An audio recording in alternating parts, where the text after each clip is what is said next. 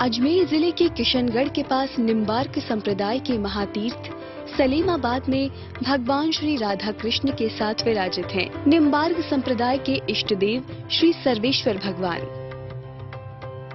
सर्वेश्वर भगवान यानी शालिग्राम जी का विग्रह इतना सूक्ष्म है कि इसे बिना सूक्ष्मदर्शी कांच के नहीं देखा जा सकता।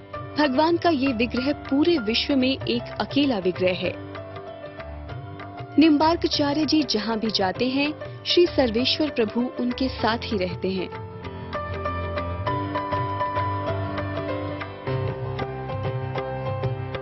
सालों से आ रहे हैं, ऐसे हमारे 60 साल से हमारे पूर्वज आ रहे हैं, उनके पीछे पीछे हम भी आ रहे हैं। हमारी भी मन आदत होगी आने की, जब साल में एक बार 2 बार, कभी 2 साल से भी ऐसा चल के आते हैं।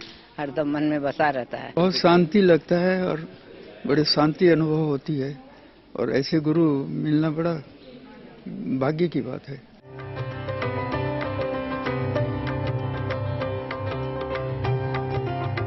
इस विग्रह की सबसे बड़ी विशेषता ये है कि इसके मध्यम भाग में एक बिंदु पर अंकित है युगल किशोर के रूप में श्री राधा कृष्ण। इनके दर्शन सूर्य के प्रकाश में 2 बड़ी रेखाओं के रूप में कभी कभी ही किसी भक्त को हो पाते हैं। ऐसा कहा जाता है कि भगवान का ये सूक्ष्म स्वरूप सनकादिकों ने देवर्षि श्री नारद जी को प्रदान किया और नारद जी ने भगवान श्री निम्बार्काचार्य जी को दिया था।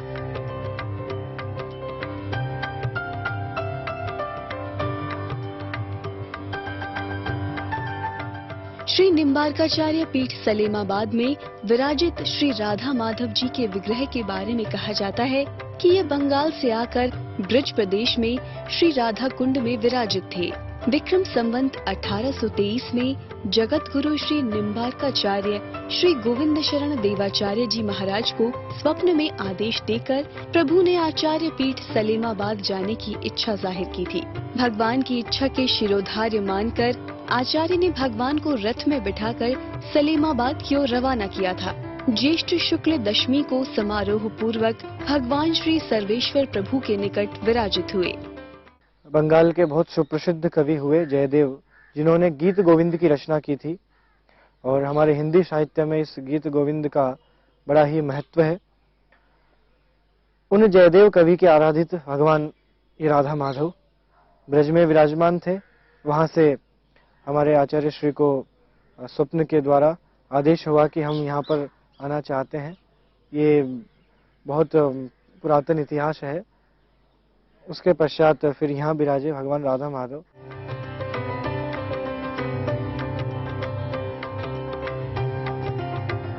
श्री निम्बार्काचार्य पीठ में स्थित श्री राधा माधव जी के विग्रह के पास ही चित्रित है जगत गुरु श्री निम्बार्काचार्य पीठाधीश्वर हरिव्यास देवाचार्य का विशाल चित्र। चित्र में देवाचार्य परंपरा को जिस तरह दर्शाया गया है वे अनुपम है। मंदिर में की गई रंगीन कांच की कारीगरी बरबस ही भक्तों और दर्शकों को अपनी ओर खींच लेती है। यहाँ आने से बहुत आनंद का अनुभव होता है, बहुत शांति का अनुभव होता है, और महाराज जी के दर्शन करने खास आते हैं हम लोग, और सर्वेश्वर प्रभु जी की भी दर्शन करने यहाँ आते हैं।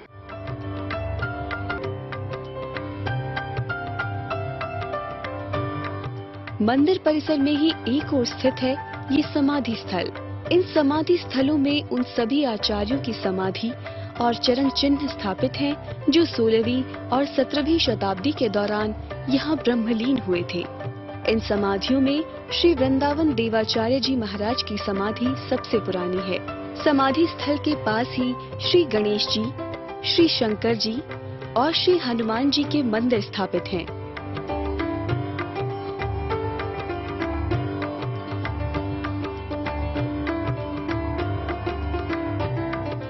सलेमाबाद की निम्बार्काचार्य पीठ कई सामाजिक गतिविधियों का प्रमुख केंद्र भी है।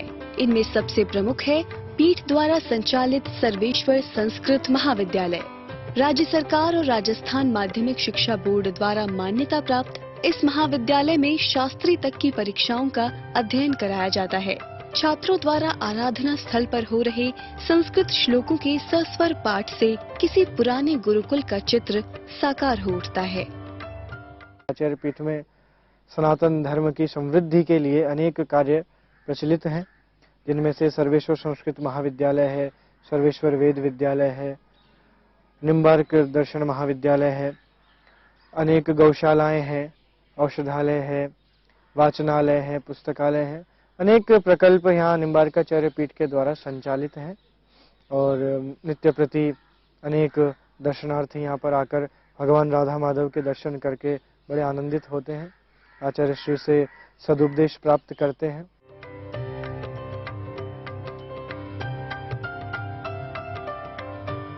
निम्बार्क तीर्थ सलेमाबाद द्वारा संचालित श्री राधा माधव गौशाला में पालित गौवंश के दूध और घी का उपभोग प्रतिदिन भगवान की सेवा कर्म में लिया जाता है। तीर्थ परिसर में पीठाधीश्वर आचार्य के प्रवचनों में न सिर्फ तीर्थ परिसर में रहने वाले साधु संत ही भाग लेते हैं, बल्कि श्रद्धालु भी बड़ी तल्लीनता से प्रवचन सुनकर अपनी धार्मिक श्रद्धा को शांत करते हैं।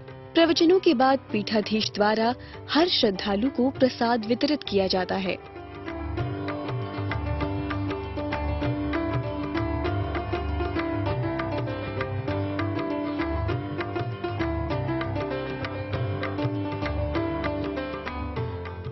सलेमाबाद स्थित निम्बार्क तीर्थ की पावन यात्रा के साथ ही आज की आरती के सफर को हम यहीं देते हैं विराम। कल सुबह आपसे फिर भेंट होगी आस्था के एक और केंद्र पर। तब तक के लिए नमस्कार।